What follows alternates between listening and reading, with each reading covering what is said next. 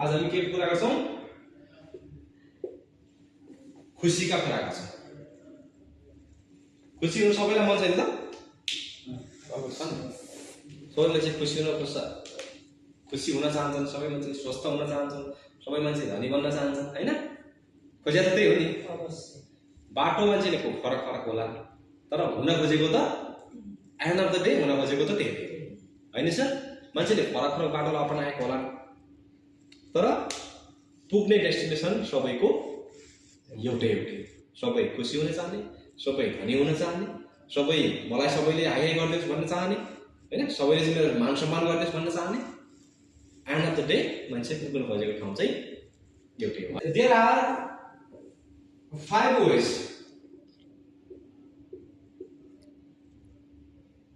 खुसी हुने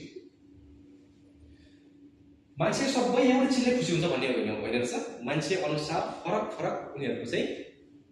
आफूलाई खुसी बनाउने बाटाहरू हुँदो रहेछ हैन फरक फरक हुन सक्छ सबै मान्छे एउटै चिजले खुसी हुन्छ भन्न सकिँदैन मान्छेको फरक फरक चाहना हुन्छ फरक फरक के भन्छ इच्छाहरू हुन्छ हैन फरक तरिकाले मान्छेहरू पहिलो बाटो कोही मान्छे प्रशस्त पैसा गोजीमा भइदियो भने खुसी हुन्छ अथवा ब्याङ्क एकाउन्टमा भइदिएदेखि हैन अनुहारमा मुस्कान छुट्टै आउँछ आउँछ आउँदैन भन्नु त गोजीमा अलिकति दाम भइदियो भने मान्छेको हाउभाव कन्फिडेन्ट चाल डाल हुन्छ नि हैन अलिकति फरक हुन्छ अथाह मान्छेहरूको सोर्स अफ ह्याप्पी खुसीको सुरुवात को बाटो एउटा चाहिँ पैसा पनि हो पैसा हुँदाखेरि मान्छेले बढी खुसी हुन्छन् किनभने उनीहरूले आफूले चाहे जस्तो कामहरू पैसालाई टुल बनाएर गर्न सक्छ कि कसो छ बिल्कुल हाम्रो पनि अहिलेको सबैभन्दा पहिलो लडाई नै के हो पैसा कसैले भन्ला म परिवारलाई माया गर्छु म यो गर्छु म त्यो गर्छु होइन माया गर्दाखेरि किन छोडेर आउँछ हाम्रो लडाई यो शासनबाट लिएर आएको यसैले हैन परिवारलाई माया गर्छु देशलाई माया गर्छु समाज एकता समर्थन गर्छु भने सायद हामी यहाँ हुँदैन थियौँ होला भनेपछि हाम्रो सोर्स अफ ह्याप्पी पनि के त हो पैसा धेरै मान्छेहरूले यो बाटोलाई अपनाएर पनि खुसी हुने गर्दछ अब कोही मान्छेहरू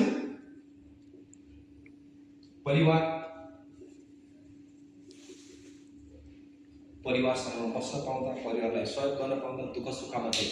साथमा हुन पाउँदा खुसी हुने रहेछ यो चाहिँ मान्छेको नेचर अनुसार बाटोहरू फरक हुन्छ बरु जति छ ठिकठाक छ अपुग नै किन नहोस् तर म परिवारसँगै हुँदाखेरि के हुन्छु बढी खुसी हुन्छु ह्याप्पी हुन्छु हैन मैले चाहिँ एकअर्काको दुःखलाई बाँडेर पाउँदा नै बढी के हुन्छु म खुसी हुन्छु भनेर कोही मान्छेहरू चाहिँ आफ्नै परिवारसँग बस्दाखेरि के हुँदो रहेछ उनीहरू बढी खुसी बढी ह्याप्पी हैन बढी चाहिँ र तेस्रो नम्बरमा रहेछ स्वास्थ्य हेल्थ मान्छेहरू एक्सरसाइज गर्छन् मान्छेहरू कोही जिम जान्छन् कोही मेडिटेसन गर्छन् कोही चाहिँ नि योगाहरू गर्छन् त्यतैतिर आफूलाई बढी समय लगाउँदाखेरि नै के गर्छ मान्छेहरू खुसी भइराखेको हैन बुढो मान्छे पनि दौडिराखेको हुन्छ देख्दा त किन दौडिराखेको भन्ने हुन्छ नि तर उनीहरूलाई के छ त त्यही काम गरेको प्रति उनीहरू के छन् बढी खुसी छन् लामो जगिङ गरिरहेका छन् कोही एक्सर्साइज गरिराखेको होला कोही जिमतिर घन्टौँ समय बिताइराखेको होला त्यसरी पनि आफू कसरी स्वास्थ्य बनाउने आफ्नो शरीरलाई कसरी प्रोटेक्ट गर्ने भन्ने काममा बढी समय लगाएर पनि मान्छेहरू कि त खुसी भइराखेको पाइने है त वेज अफ ह्याप्पिनेस र चौथो नम्बर समस्या स्ट्याटस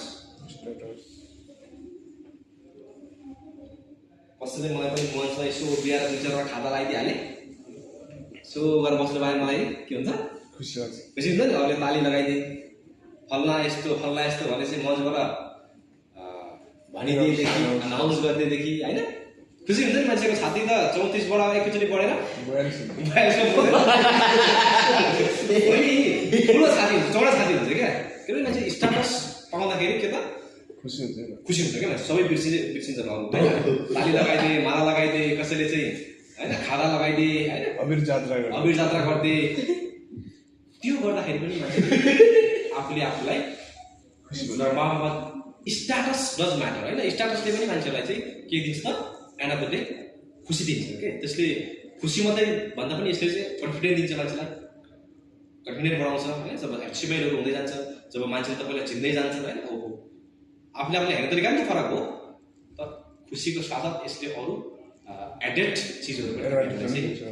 दिने गर्दछ। भनेपछि मान्छेहरू, कोही मान्छेहरू यस्तै स्ट्याटस, जस्तै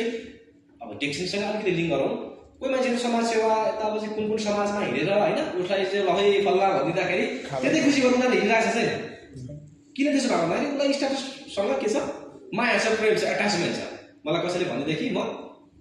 बरु समय बिर्सी नै ताली खानको लागि भए पनि मान्छेहरू काहीँ न काहीँ कुनै न कुनै बाटोतिर